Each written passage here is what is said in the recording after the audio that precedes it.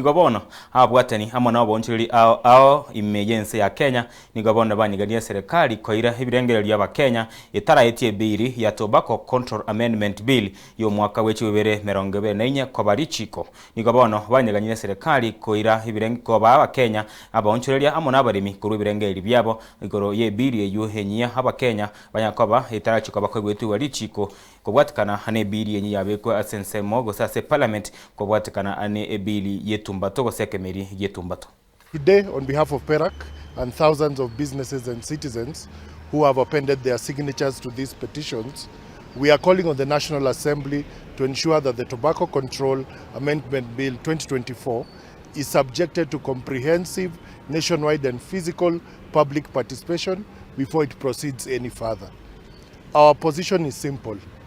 Any law that will significantly impact businesses, consumers, traders, and livelihoods across this country must be informed of the views and by the views of the people it will affect. We believe the current public participation arrangements are inadequate and do not provide sufficient opportunity for Kenyans from all regions to make their views known.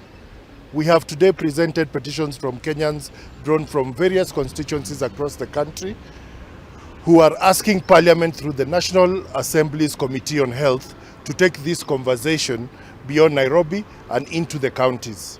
This is especially important given the concerns that many stakeholders have raised regarding some of the proposed amendments. PERAC members are particularly concerned about proposals that could increase the cost of doing business, create additional licensing requirements for traders, and potentially fuel illicit trade through measures such as flavor bans on tobacco and nicotine products.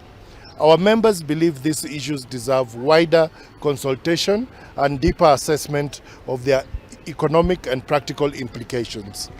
We are not opposed to regulations by any length. We support evidence-based policies that protect public health while also considering the realities facing businesses, workers, traders, and consumers.